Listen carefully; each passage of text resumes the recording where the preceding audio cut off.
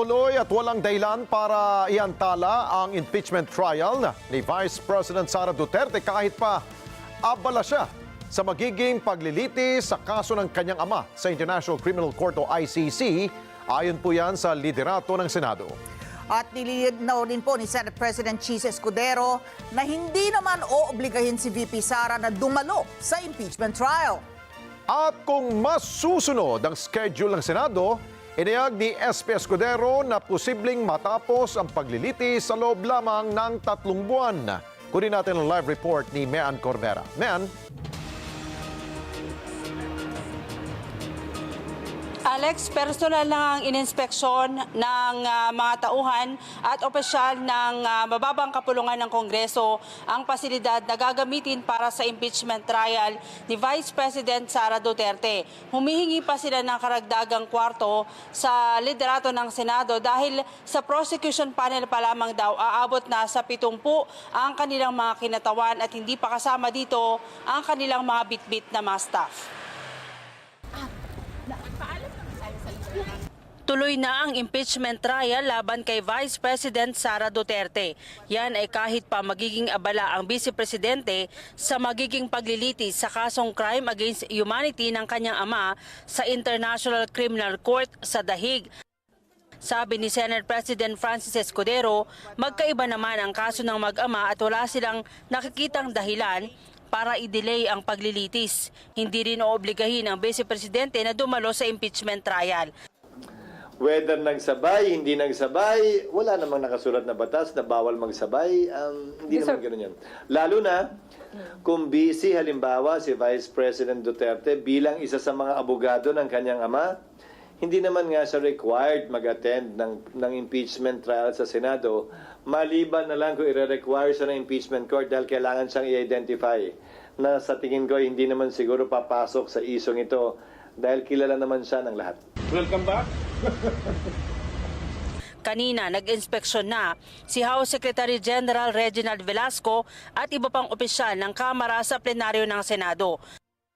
Nakaayos na ang session hall bilang dress rehearsal sa gagawing paglilitis. Sa harapang upuan ng mga senador na magsisilbing Senator Judge, sa kanan nila ang depensa, nasa kaliwa ang lamesa at upuan ng 11 kongresista na magsisilbing prosecution panel habang sa pinakaharap ng plenary ang witness stand. Sabi ni Senate Secretary General Renato Bantug, ang mga gagamitin sa impeachment trial dati na rin ginamit sa paglilitis noon kay dating Supreme Court Chief Justice Renato Corona. Mangyayari yung recto laurel, yung the nearest committee rooms will still be reserved for committee hearings. So essentially we'll be using the committee rooms farther down the hall. That's the multi-purpose area, the Tolentino, Soto, and Quezon rooms. No? So at this point, we are ready to commit Tolentino, but that would also depend on the actual requirements of the House. Well, of course, this one is very important, no? The space for the trial itself. And then, of course, 2 basic rooms. No? Room for our prosecutors. We have 11 prosecutors. And the Secretariat Support Group, which I will be coordinating. No? So basically 2 rooms. Of course, we might have additional requirements for other staff or other people who will be important during the trial. No? But we will have an office also in the House of Representatives, some sort of a backroom operations. Kontento naman ang Kamara sa paghahanda ng Senado. Puspusan naman daw ang ginagawang pag-aaral ngayon ng mga kongresista bilang tatayong prosecutors at kumuha na rin sila ng serbisyo ng mga karagdagang abogado. Kung masusunod ang kanilang schedule, sabi ni Escudero, posibleng matapos ang paglilitis sa loob lamang ng 3 buwan. Sunod yung mga pre-trial arrangements, mas magiging mabilis yung pagdinig. And hopefully, bago kami mag-recess sa loob ng 3 buwan, ay kaya nang tapusin yung impeachment trial. So, papalo sa petsa yun. Dahil usually nag-adjourn ng Senado bago mag-October 10. So, kung September 23, yung trial, halos yung panahon yun. Alex, sabi ng liderato ng Senado, di-discourage nila yung publiko na personal na pumunta sa Senado para manood ng live ng impeachment trial.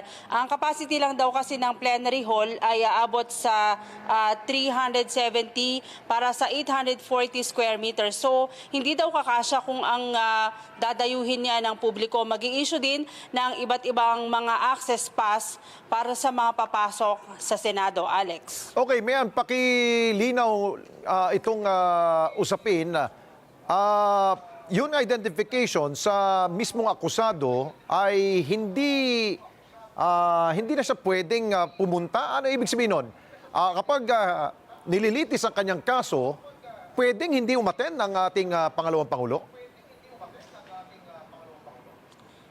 Depende daw yan sa kanya, Alex. Karapatan niya na hindi sumipot or yung kanyang mga abogado at mga kinatawan lang yung pupunta para siya ay idepensa sa Senado. O dahil sa mga nakalipas sa mga impeachment trial ay nakita natin na yung mismo akusado ay naroon mismo sa impeachment court. Tama, Alex. May karapatan siya na tumanggi o hindi o magkusa na pumunta sa paglilitis kung gugustuhin daw ni Vice President Sara Duterte. Okay, isa pa, Mayan, with regards naman sa mga gusto sanang manood, no? Ano ito? Merong sariling media group ang ating Senado para makita nila ang proceedings ng impeachment trial? Ang Kamara, Alex, at ang Senado ay may sarili na silang mga cameraman at na siyang pwede daw kumuha ng live footages dyan sa mangyayaring hearing sa impeachment court. At ito yung pwedeng mag-live dun sa kanilang mga official na social media accounts at doon daw pwedeng panoorin ng publiko para hindi na nila kinakailangan pumunta pa sa Senado. So ibig sabihin, ang mga TV networks ay hindi rin papayagan makapasok? Parang ganon? Merong accreditation sa mga accredited na media entity mula dun sa Kamara hanggang sa Senado, pero kung magdadagdag pa raw yan, didepende dun sa request ng mga media network. Okay, siguro panghuli ang schedule na lang siguro, no? Kung kailan talaga ang eksaktong petsa sisimulan itong paglilitis. Meron na bang nabanggit yung sinasabi sa Hulyo ba? Tama ba yun, Mayan? Wala naman daw tumutol, Alex, dun sa pabahagi ng Kamara at ng Senado, mga senador at kongresista, dun sa inilatag na schedule ni Senate President Francis Escudero na July 30. Pero paglilinaw niya sa June 2 kung kailan magre-resume ang session, ay uumpisahan na rin yung pagtalakay dun sa kanilang mga rules at pagtitibayin. Dun din ipipresenta yung articles of impeachment na ipinasa nga ng mababang kapulungan dahil yan ay hindi pa nga nababasa sa plenary session. Okay, maraming salamat sa iyo, Mayan Corvera. Mata natin sa Senado.